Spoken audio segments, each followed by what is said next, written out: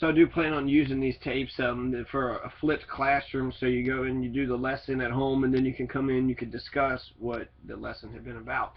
And the Constitution, the question of democracy and authority and power, I feel like that would be a great segue into actually getting real democracy in the classroom and actually having an American education, which you could do at Freedom School if Freedom School existed, more than just as a thought in my head. Excuse me. So for the first 4 videos is going to be lecture, and then the 5th video is going to be like more discussion, more me coming up with questions and answering them, so it's more fluent, not as dry and as boring. But 4 lecture tapes, so I could go through a lot of the material, and then I'll ask questions about that material. So you know, you study however it is you want to study. You could look at the questions, and that'll give you a good idea. You could just Google all the questions. You could also do your own videos. You could be writing notes, and as you write notes when you're listening to somebody, even if you don't like ever look at those notes again, those notes are important because later on you could pick them up, and you know, you don't have to pick them up, but by writing it down as you're listening, you actually reinforce it in your head. So even if you never pick it up ever again, it's still doubly reinforced in your brain, right? And so you can take notes, you can do your own video, because when I prepare for these videos, but when I actually start turning what it is I want it to be into something, then it becomes something else. So, you know, reading the first 26 sections is what this whole video is going to be about. Doesn't take much preparation, it just needs to be done. And so you don't actually know, you know, until you're actually in that space, you don't know how it's actually going to look. And so having general guidelines and general, you know, ideas of what you want to do. So yeah, so that's how I'm going to run this Kentucky Constitution page. I think it'd be good to actually do all classes like this, because more discussion in class is better. They actually have democratic classrooms. I mean, can you imagine democracy in America? You know. So Kentucky's Bill of Rights, the preamble. We the people, the Commonwealth of Kentucky, grateful to Almighty God for the civil, political, and religious liberties we enjoy, and invoking the continuance of these blessings, do ordain and establish this Constitution. Kentucky's Constitution and of America, all in one little handy packet. America's is this thick here. That's America's Constitution. This is Kentucky's Constitution right there. So basically it codifies everything and anything into law. That's why there's so many fucking laws on here, but putting it all at KRS Online is genius. Bill of Rights, that the great and essential principles of liberty and free governments may be recognized and established, we declare that. This has been ratified August 3rd, 1891. Section 1, rights of life, liberty, worship, pursuit of safetyness and happiness, free speech, acquired and protected property, peacefully assemble, redress of grievances, and bearing arms.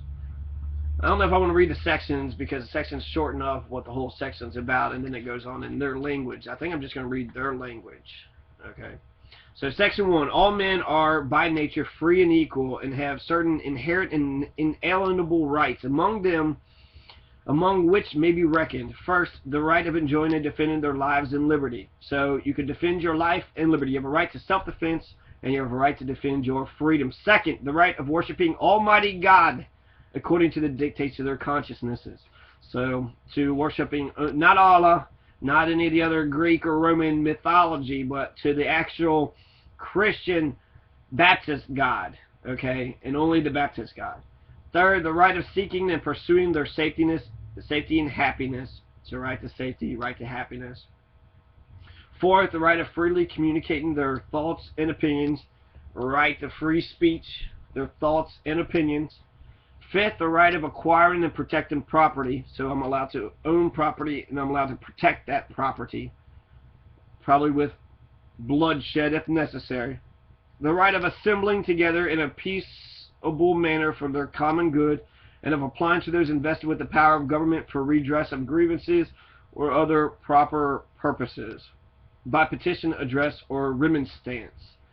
Seventh, right, so you're allowed to redress of grievances. We're allowed to get petitions together and confront the fucking governor. We're allowed to do that. That's It's right to petitions in the First Amendment of the Constitution. It's also in the 6th part of Section 1. So Section 1, this is Kentucky's First Amendment. The Section 1 of the Bill of Rights. There's so many fucking freedoms in this first Bill of Rights here. Okay. So all powers inherent in the people. This is Section 4. Actually, I'm skipping. So then the right to bear arms in defense of themselves in the state, subject to the power of the General Assembly to enact laws to prevent persons from carrying concealed weapons. So right to bear arms, unless you try to hide it, then it's wrong. The right of assembling together in a peaceable manner for the common good and applying to those invested with the power of government for redress of grievances. So I already read that. Section 2, absolute and arbitrary power denied. Absolute and arbitrary power of the lives, liberty, and property of free men exists nowhere in a republic, not even the largest majority. So absolute and arbitrary power, you can't just be making up laws as you go. There has to be a sort of a commonality, a common bond between everybody. Not, hey, we're all fucking oppressing the people, so you're in the same boat as me.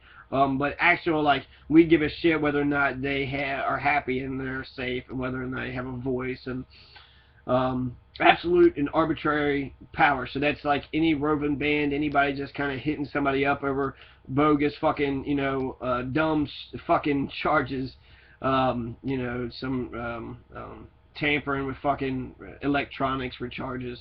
And it's all because of a white woman saying, I'm so victimized, please help me. So arbitrary and absolute power denied. I'll read it again. Absolute and arbitrary power over the lives, liberty, and property of free men exists nowhere in a republic, not even in the largest majority. Section 3, men are equal, no exclusive grant except for public services, property not to be exempted from taxation, grants revocable. All men when they form a social compact are equal, and no grant of exclusive separate public emoluments or privileges shall be made to any man or set of men except in consideration of public services. But no property shall be exempt from taxation except as provided in this Constitution, and that every grant of a franchise, privileges, or exemptions shall remain subject to revocation, alteration, or amendment. So franchise, that's corporation. You can revoke a corporate charter any fucking time you want to. And if McDonald's is doing bad, just get Kentucky to revoke its fucking corporate charter. Power is inherent in the people, the rights to alter, reform, or abolish government. Section 4. Pay attention. All power is inherent in the people, and all free governments are founded on their authority and instituted for their peace, safety, happiness, and the protection of property. For the advancement of these ends, peace, safety, happiness, protection of property, they have at all times an inalienable and indefeasible right to alter, reform, or abolish their government in such manner as they may deem proper. So I've had $40,000 stolen from me by Spalding University, $1,000 and another $1,000 where people broke into my house and stole things. So because they have taken my money, my property, then I have a right to get that property back. And if I have no way to get that property back with the current mechanisms of government, then I have a right to change that government until I have the mechanisms created in place in order to get what I want. Power is inherent in the people. So for the advancement of peace, safety, happiness, protection of property, I have at all times an inalienable and indefeasible right to alter, reform, or abolish my government in such manner as I may deem proper.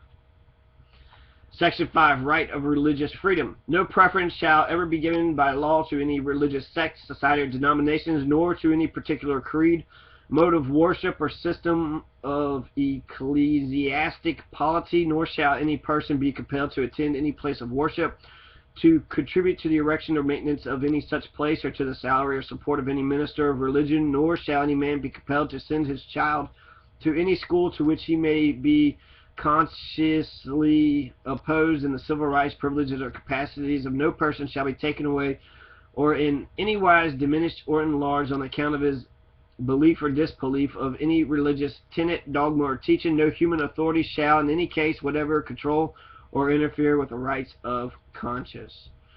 Section 6, elections to be free and equal. All elections shall be free and equal. Section 7, right of trial by jury. The ancient mode of trial by jury shall be held sacred, and the right thereof remain inviolate, subject to such modifications as may be authorized by this Constitution. Section 8. Freedom of speech and of the press. Printing presses shall be free to every person who undertakes to examine the proceedings of the General Assembly or any branch of government, and no law shall ever be made to restrain the right thereof. So, freedom of speech, printing presses shall be free to everybody. So, blogs, all blogs are free to everybody. Section 8 of Kentucky's Constitution. Freedom of speech and the press. Printing presses shall be free to every person who undertakes to examine the proceedings of the General Assembly or any branch of government, and no law shall ever be made to restrain the right thereof. To examine the proceedings. So we're allowed to examine the proceedings of General Assembly. We're allowed to examine the proceedings of city government and county government. We're allowed to examine those proceedings. And no law shall ever be made to restrain the right thereof. Every person may freely and fully speak, write, and print on any subject being reasonable for the abuse of that liberty. Section 9. Truth may be given in evidence and prosecution for publishing matters to proper for public information. Jury to try law and facts in libel prosecutions.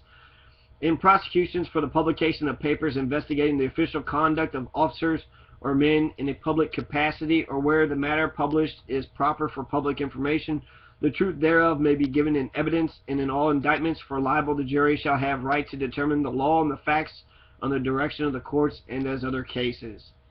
Section 10, that actually kind of restricts free speech, Section 9 does. Section 10, security from search and seizure, conditions of issuance and warrant. The people shall be secure in their persons, houses, papers, and possessions from unreasonable search and seizure, and no warrant shall issue to search any place or seize any person or thing without describing them as nearly as may be, nor without probable cause supported by oath or affirmation. So, right, say search and seizure, right, so they should be secure in their persons, houses, papers, and possessions from unreasonable search and seizure, and no warrant shall issue, search any place, seize, or any person or thing without describing as nearly as may be without probable cause supported by oath. So it's got to be a warrant. The judge has to fucking sign. That's no unreasonable search and seizures. Again, you are supposed to be secure in your person, in my papers, my possessions, my effects. So in my own house, I'm not committing any crime in my own house, and therefore I should be free from any type of government intrusion. Unless they have a warrant which specifically says we want to come in and we want to, you know, take your nuclear weapons out from underneath you, and they have to specifically say where it is nuclear weapons, you know, yellow cake and uranium, and then they have to specifically say exactly where the stuff is, and then that's the only way they're allowed to have a warrant. So if they don't have it spelled out, they're not allowed to. You know, we have a right to privacy. Chief Justice Louis Brandeis, who came out of Louisville, Kentucky, codified. We have a right to privacy, okay? So, love it or leave it. If you don't love America, then get the fuck out. And yeah, so we have a right to privacy, whereas the government, who, like, I have no nuclear weapons, but the government, they do, but they keep all their shit secret, so they get to be completely, you know, in secret and have all their privacy, and I'm supposed to be completely transparent when it should be switched the other way around. I should have all the fucking privacy rights, and they should be completely transparent. And then once you start thinking that, then maybe it's in between. But right now, it's just completely backwards, and it's the opposite. The government, I want to know what the fuck every one of my government officials are doing at all times, and that's it. You know, I want to know if you're working on helping the community out, if you're not helping the community, what kind of conversations you're having, what kind of person you are, you know, all the above. So, security from search and seizure. That's Section 10 of Kentucky's Constitution. Section 11, rights of accused in a criminal prosecution, change of venue. In all criminal prosecutions, the accused has a right to be heard by himself and counsel, to demand the nature and cause of the accusation against him, to meet the witnesses face to face, and to have compulsory process for obtaining witnesses in his favor. So the accused has a right to obtain witnesses in his favor. He cannot be compelled to give evidence against himself, nor can he be deprived of his life, liberty, or property unless by the judgment of his peers or the law of the land, and in prosecutions by indictment or information, and he shall have a speedy public trial by an impartial jury of the vicinage, by the General Assembly may provide by a general law for a change of venue in such prosecutions for both the defendant and the Commonwealth. The change to be made to the most convenient county for which a fair trial can be obtained. So if there is, you know, where there's some sort of bias, conflict of interest, where the person can't actually, you know, prosecute the case, you can have a change of venue and you can move it to a different county. That's Section 11 of the Constitution. So not only do the accused have a right to subpoena all witnesses, but they also have a right to move the whole fucking trial out of the county if they want to. So they don't even have to have the county in the fucking county where they're being charged.